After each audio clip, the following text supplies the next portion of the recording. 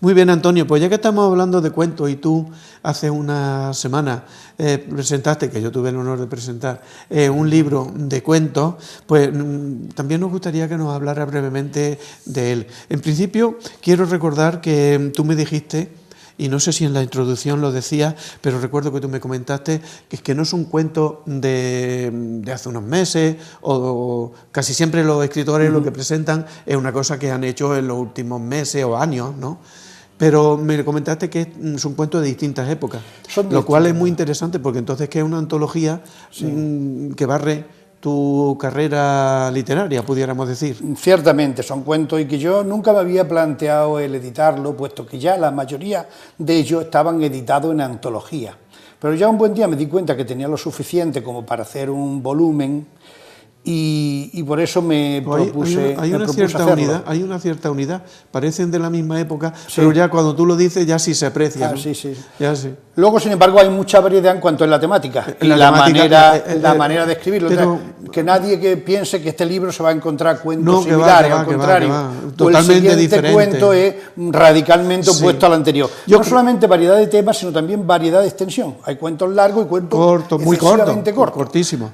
Ya hablaremos de los cortos que están precisamente al final. Yo creo que el título, muchas veces los títulos son muy importantes. Yo cuando le daba clase a mis alumnos les decía que hay títulos como Tiempo de silencio, en los años 50, que ya el título lo dice todo, Tiempo de silencio, es decir, cuando la gente no podía ni hablar. Entrevisillo, de Carmen Martín Gaite, es la chica que vive en casa porque está mal visto que ande por la calle, para acá y para allá, etcétera. Los títulos muchas veces son la clave. En las películas también pasa, ¿verdad? Es muy importante. Es muy importante. Yo creo que poner un buen título es muy importante. A mí me ha costado trabajo poner, porque originalmente tenía otro título, y me costó trabajo ponerlo simplemente por la gran variedad de cuentos, de temática que hay. Me costó, dije, ¿en qué se parece? No se parecía en nada. Tenía que buscar algo que uniera los cuentos. Entonces, pues dije, pues pensé que eran de diferentes civilizaciones, de diferentes lugares. Y épocas incluso. Y por eso le llamé de época, y por eso le llamé Cuentos para viajar lejos. Exactamente, que Cuentos para viajar lejos. Yo creo que el título, tú dices que te costó trabajo encontrarlo, pensar uno y otro, pero que es acertadísimo, porque en realidad es una colección de cuentos que uno te lleva a un país exótico oriental en una época, otro te lleva a Etiopía donde se produce un robo, otro te lleva en distintas épocas a distintos lugares. Yo te decía antes que hay una cierta continuidad, porque claro, eres tú el escritor y eso se nota. Las antologías, cuando son distintos escritores, hay unos vacíos, ¿no? Una ruptura, porque son estilos distintos, formas de escribir diferentes. Quizás sería interesante que dijéramos, por ejemplo, este cuento, La Cruz Abisinia, que yo recuerdo que es un robo muy especial que se produce en un país exótico, en Abisinia. Para nosotros es un país exótico, es un país donde había un cristianismo que a lo largo de toda la Edad Media, yo cuando me enteré de esto me llamó mucho la atención, a lo largo de toda la Edad Media había una leyenda que decía que había unos cristianos que estaban en el otro lado de África, en las otras costas, y aquello se tomaba como leyenda, como que aquello era una cosa que se habían inventado los hombres del desierto y tal, y cuando llegaron allí, los europeos se encontraron que estaban allí los cristianos, que había cristianismo en Abisinia, ¿no? La cruz es por eso. Son cristianos coptos. Este cuento le tengo muchísimo cariño. Ganó un primer premio en un concurso nacional, concretamente el de Rodrigo Manrique. El premio Rodrigo Manrique era el padre del gran poeta Jorge Manrique. Sí. Entonces fue el primer premio y tuve que leerlo precisamente en Chile, tuve que leerlo allí públicamente en la plaza. Es un cuento que a mí me surgió... De una manera brevísima, puedes apuntar... Sí, es un cuento que me surgió cuando yo estaba leyendo una revista de esta del Corazón, y venía un artículo fotográfico y con textos también sobre un lejano monasterio que existe en Etiopía, que se llama Bieta Corsilán. O sea, el monasterio exacto. Este monasterio está en lo alto de una mole, de roca, parecido Sí, sí, a los sí, que hay sí. en Grecia, en Sí, Meteora, los que hay en los Altos de Mole. hasta tal punto de que no puede accederse allí con tan coche, ni aislado, con camino, sí. ni nada. Tiene que con un montacarga se podía acceder. Sí, sí, sí. Y un monasterio que había un reportaje con una serie de fotos, y entonces yo me motivó bastante aquel reportaje. Y dije yo, digo, mira qué buen sitio para escribir un cuento. Digo, pero qué puede ocurrir en un monasterio tan lejano donde no puede acceder ni siquiera las personas? Sí, sí. Y ya se me ocurrió, digo, pues que alguien robara algo importante que hubiera allí. ¿Qué cosa importante podía haber? Pues una cruz muy antigua de la Edad Media. Con unas características muy especiales, Sí, que muy nosotros especiales, no vamos a desvelar. Entonces, a partir de ahí, se roba una cruz muy valiosa. Y ya todo lo que va pasando. Que tiene de milagrosa ahí, y ahí pasa una serie de cosas de sorpresa increíble. Luego, hay otro cuento que a mí me llamó muy especialmente la atención, y seguro que a los lectores de tu libro, de los que lo han leído ya o los que lo van a leer, Ashamat, que es el del ajedrez, que a mí me llamó la atención. Además, cuando leí el libro para la presentación, pues vi que había una partida de ajedrez al final, pero yo pensaba que era una cosa ilustrativa, y luego me dijiste que no, que esa es la auténtica. Sí. Es que en el cuento se desarrolla una partida de ajedrez, ¿verdad? Sí, sí, sí. Asama es un cuento, Asama significa jaque mate en la lengua en árabe. Entonces tengo un cuento que trata sobre el tema del ajedrez, pero más que el ajedrez tengo un cuento que se me ocurrió y lo iba a trasladar, cuando se me ocurrió previamente la idea, pues iba a hacerlo en época actual, en donde una persona que está trabajando con un jefe, que es una especie de tirano, tiene ocasión de vengarse de él a través de una partida de ajedrez. El tema es real como la vida misma. Entonces ¿verdad? yo realmente, como estaba leyendo en aquella época los cuentos de Borges, que yo soy un gran aficionado a Borges, un gran seguidor, un gran entusiasta, pues entonces me encontré algunos cuentos musulmanes, que él comienza siempre de la misma manera, cuentan los hombres dignos de fe. Y entonces se me ocurrió, dije, bueno, ¿y por qué no lo voy a hacer? Voy a hacer un cuento musulmán, lo voy a trasladar este cuento a tiempos lejanos, sobre la Edad Media. Y entonces pues ya lo hice. Básicamente el cuento describe una partida de ajedrez espectacular. Espectacular porque uno de los jugadores, entregando la reina y un caballo, entregando al rival la reina y un caballo, que sabemos que son, la reina es la principal pieza. Sacrificándola, logra una gran combinación de mate.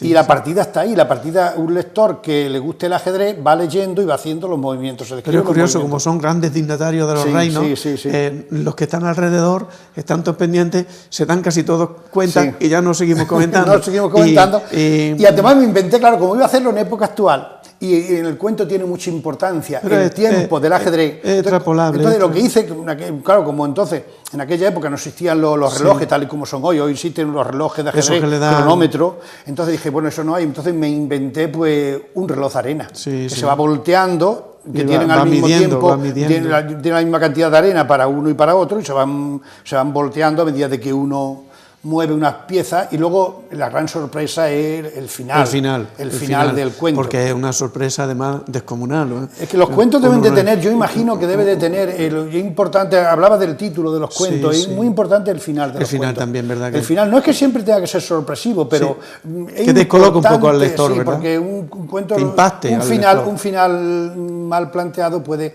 realmente derribar todo el cuento. Debe impactar al lector. Sí, debe impactar al lector. Y en los microrelatos ocurre igual. Como al final no impacte, el microrelato se queda cojo. Bueno, lo que te decía es que aunque está ambientado en otra época, en la época medieval, pero la condición humana es la misma, que es extrapolable totalmente. Es lo mismo. Lo que en el cuento ocurre, la condición humana es la misma. El egoísmo, el hombre, seguimos siendo, de superioridad, seguimos igual. Igual. El hombre realmente hemos cambiado muy poco desde la época antigua. Desde Grecia y Roma hemos avanzado por los motores, la luz eléctrica, los ordenadores, pero la condición humana hemos cambiado muy poco, sigue siendo la misma. Lamentablemente. Luego hay aquí un cuento que tenemos que comentarlo porque les va a llamar la atención a nuestros televidentes cuando lo lean. Y es el cuento que se llama Incidente en Santa Rosalía, que uno se queda patidifuso, porque ya saben ustedes que es famoso que dicen que Antonio Muñoz Molina elabora oraciones, que hay alguna oración de Antonio Muñoz Molina que las oraciones casi siempre son cortas, una línea, en fin, 2 líneas, pero hay algunas que tienen más de una página. En el Jinete Polaco, concretamente, hay un par de casos o 3 de oraciones que tienen más de una página. El sujeto, el verbo y tal, pero tienen mucho. Pero aquí, don Antonio Gómez Hueso nos pone un libro, un cuento de este incidente en Santa Rosalía, que está montada la oración, está montado el texto del cuento de tal manera que no utiliza signos de puntuación. Confírmamelo, sí. Que no era un error de imprenta. No, efectivamente, Manolo Singuer, no existe ni un solo punto y seguido, solamente existe un punto que es el punto final. Y está enlazado, demás, lógicamente, con oraciones subordinadas, oraciones coordinadas, es decir, es como si fuera una serie de oraciones compuestas que van... pero con enlace, con enlace, no con signo de puntuación. Entonces quiere decirse que es un solo párrafo. El cuento es un solo párrafo sin punto y aparte y sin punto y seguido. Es que llama la atención. Y además está es correcto desde el punto de vista gramatical, que eso es lo que llama la atención también. Les voy a contar a ustedes una anécdota que Antonio me comentó, y es que este cuento ganó un premio creo que era el Diario Ideal de Granada, convocado por el Diario Ideal de Granada. Y claro, siempre cuando el Diario Ideal de Granada concede un premio a un cuento, lo publica. Y el periodista o el encargado de montar esa página, pues vio el cuento sin punto y coma y se lo puso. Lo que hizo fue que lo partió en bloque, lo troceó, porque él le habían enseñado en la facultad, le habían enseñado de que, lógicamente, para escribir algo... Él lo hizo de acuerdo con la norma habitual. Con las normas periodísticas, pero esto es un lenguaje literario. Sí, es lo que yo me quejaba amargamente cuando me di cuenta de la jugada que me hicieron. Entonces realmente lo que hicieron fue que me trocearon el cuento y le pusieron un punto y aparte donde ellos quisieron. Claro, este señor del Ideal, con toda la mejor voluntad del mundo, lo que hizo fue que separó párrafos. Sí, separó párrafos. Y al separar párrafos, claro, ya rompió lo que tú habías hecho, que había sido el cuento de manera continua. Bien, y luego hay uno que es sumamente enternecedor por el recuerdo de la persona a la que se refiere, que yo creo que es una persona unánimemente respetada en la literatura por todo el mundo, prescindiendo de época o ideología, que es don Antonio Machado. Y el cuento empieza con las 3 primeras palabras del último verso de don Antonio Machado, ese que encontraron en el bolsillo del gabán aquellos días azules y el son de infancia. Aquellos días azules se llama el cuento. ¿Qué significa Machado para ti? Pues un poeta que realmente fue de los primeros poetas que yo leí y para mí me dice mucho. Me dice nuestra mucho generación es muchísimo. Un personaje fundamental, vamos. Es un hombre que es hondo, que es profundo, que al mismo tiempo tiene sencillo, un vocabulario ¿verdad? Sencillo, y a mí me dice mucho. Y profundísimo en sus temas, ¿verdad? Sí. Toda la condición humana, volvemos a la condición humana, está en la poesía de Machado. En los clásicos, la condición humana está en los amor clásicos. Que tiene por Castilla, el amor que tiene por los caminos, lo bien que conoce el alma de los españoles. Sí. La sutil crítica que siempre ha hecho en sus poemas, por ejemplo, del pasado efímero y algunos poemas que tiene. Es un escritor muy completo y un escritor que siempre estamos revisando y que yo creo que su mensaje sigue siendo válido totalmente a lo largo de los años que van pasando, porque es un mensaje auténtico, genuinamente humano. Era un hombre que además era bueno por naturaleza, que nunca buscó la fama, como sabemos, como precisamente, en su y retrato. Que de una manera muy sencilla pues escribió y nos legó pues palabras llenas de belleza y de sabiduría. Y el amor, para mí Machado recuerdo. Es de mis 3 grandes poetas, uno sería Antonio Machado.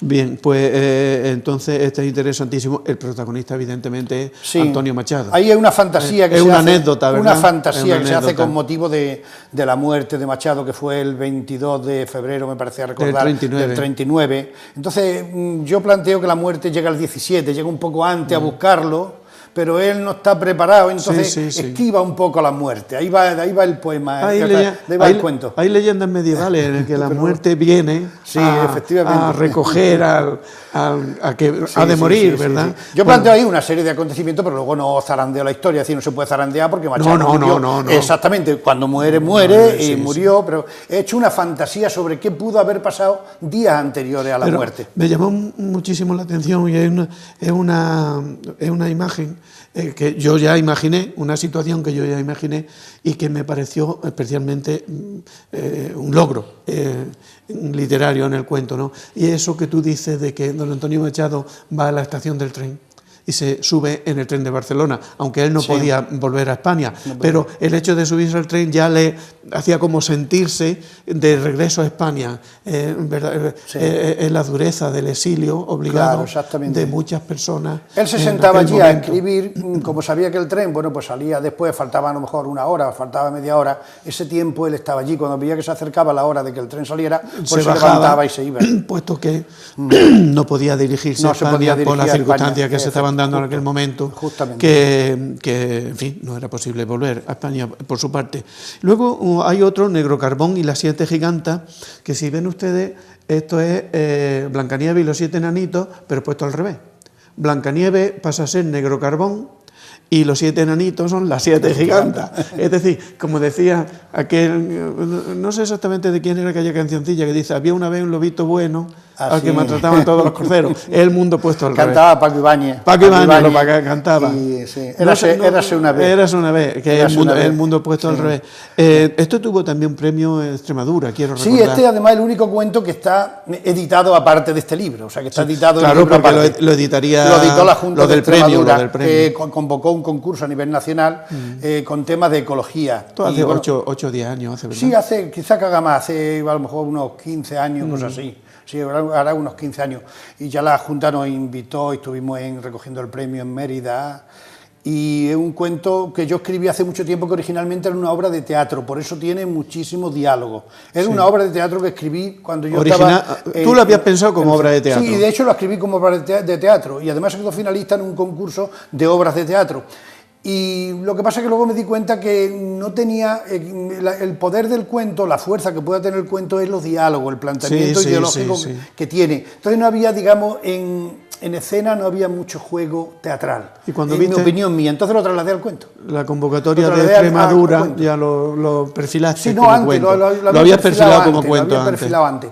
Y lo trasladé a cuento, simplemente le añadí una serie de descripciones y mantuve los diálogos, pues la mayoría tal y como estaba en la obra de teatro. Por eso no puede disimular su origen teatral, como pasa en algunas películas. Hay algunas películas que vienen de obras de teatro y cuando se ven, pues uno dice, esto tiene origen teatral. Luego hay otro, el tren de las 12:40, que es una sincronía, una cosa de la que ahora se está hablando mucho con la física cuántica y estas cosas, de que parece que hay universos paralelos y que la misma cosa ocurre, dicen los teóricos, la misma cosa ocurre en distintos momentos, en distintos universos que están funcionando de manera paralela y de alguna manera esta especie de asincronía aparece en el cuento, ¿no? Algo así le pasa al hombre. Son unas personas sin hogar que se refugian en una estación abandonada, pero luego resulta que la estación no está tan abandonada. Sí, luego pues, el tren realmente se está esperando allí un tren. Un tren que pasa por la estación, que se supone que es como la de la Vía Verde, que está abandonada, pero resulta que como en un momento de otro universo,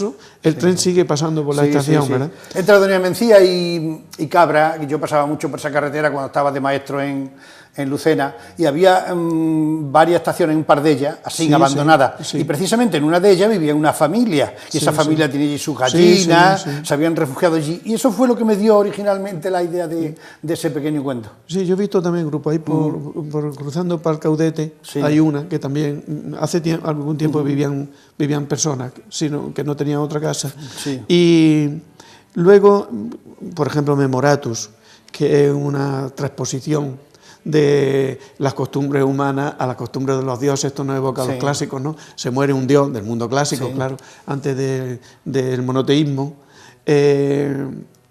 o por lo menos antes del cristianismo, y entonces todos los demás dioses acuden a... Sí, es simplemente plantea de que todas las civilizaciones pues plantean sus divinidades, tienen sus dioses. Y entonces aquí hay un dios que se llama Kinamun, que es un dios ficticio, pero que el hombre está ya muy enfermo, lleva ya 14.000 años de existencia, porque incluso los dioses clásicos se cansan y mueren. Igual que tienen una fecha de nacimiento, lo que pasa es que está perdida en el tiempo, hará miles de años, centenares de miles de años, pero llegará un día en que también los dioses mueren también, porque todo lo que comienza pues tiene acaba, final, a excepción de Dios, que sabemos que no comienza y no acaba, pero todo lo demás. Entonces todo lo que plantea este cuento, más que nada, como todas las divinidades, llegarán un momento en que muere. Entonces este hombre está en una isla y entonces, como ya es la muerte inminente, pues acuden allí diversos dioses de diversas civilizaciones. Es decir, la enfermedad, el velatorio y el funeral. Justo, exactamente. De los humanos, ¿no? Y bueno, pues va contando allí lo que sucede hasta que hay siempre un incidente, porque los cuentos siempre tienen que terminar con algún incidente. Y el tiempo que teníamos previsto dedicarte, Antonio, pues ya está incluso ligeramente sobrepasado, pero creo que es interesantísimo que hablemos de los koans, que son estos pequeños pinceladas que son propios de la cultura oriental, de las culturas orientales, sobre todo en el budismo zen de Japón y del este de Asia, pues parece que esto es muy frecuente. Esto desde los años 70 yo tengo noticias de que esto existe, y igual que el teatro japonés y tal, pero es una cosa interesantísima, y a mí me parecen tan llenos de contenido y tan bellos que creo que... ¿Quieres hacer el favor de leerle alguno a nuestros...? Sí, bueno, los koans son realmente... son como fogonazos, ¿verdad? Son como fogonazos, que es lo que pretende. Cuando a un maestro, un discípulo de un maestro zen le pregunta algo, el maestro zen nunca responde de la manera que él cree que va a responder.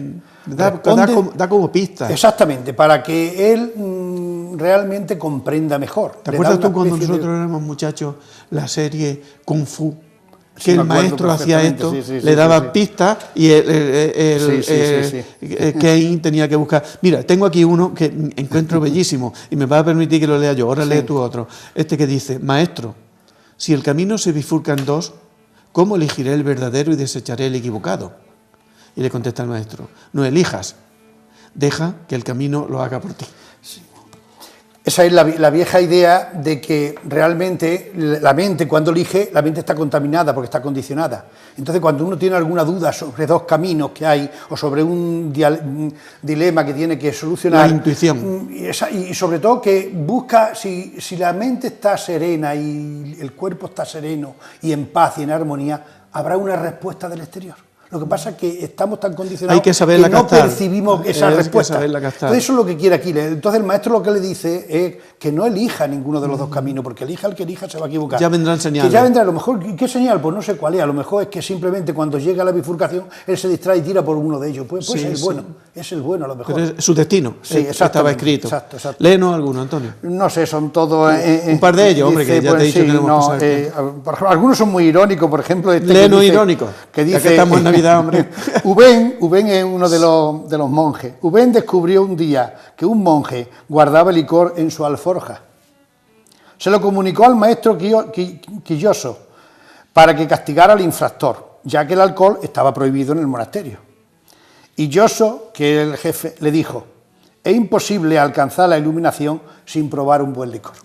Que conste que el jefe no había probado nunca el licor. Sí, pero consideraba claro, como el otro va simplemente de acusica a decirle que hay un monje que está bebiendo licor, no sé qué, el maestro, para quitarle la argumentación, le dice: es imposible alcanzar la iluminación. Le desarma el argumento. Eso es el zen, claro. Algo así, algo que claro, el otro se queda, ¿cómo es que el maestro me dice que el licor es bueno? Y al parecer le solían decir a los discípulos: ahora vete y medita durante 3 días. Y el otro se iba al bosque y estaba 3 días meditando sobre lo que el maestro le había dicho, a ver si encontraba la respuesta. Sí. O le daba un golpe, cuando le preguntan también: maestro, ¿cuál es el sentido de la vida? Es decir, ¿por qué estamos viviendo? ¿Cuál es el sentido de la vida? Y le da con un palo. Le da con un palo y dice: la vida es el sentido. Sí, la vida es el sentido. El uso del palo es una cosa curiosa, pero parece que es frecuente en el zen, ¿no? Sí, se trata de para reanimar, de dar una respuesta impactante, un golpe. Que despierte, digamos, la mentalidad de ese que pregunta. Que le dé... Son los koans, que para son... Para sacudir. Muy bien, pues tiene ahí bastantes páginas con koans que son, desde luego, de una profundidad filosófica algo extraordinario. Bueno, Antonio, pues muchísimas gracias. Pues gracias a ti, Manolo.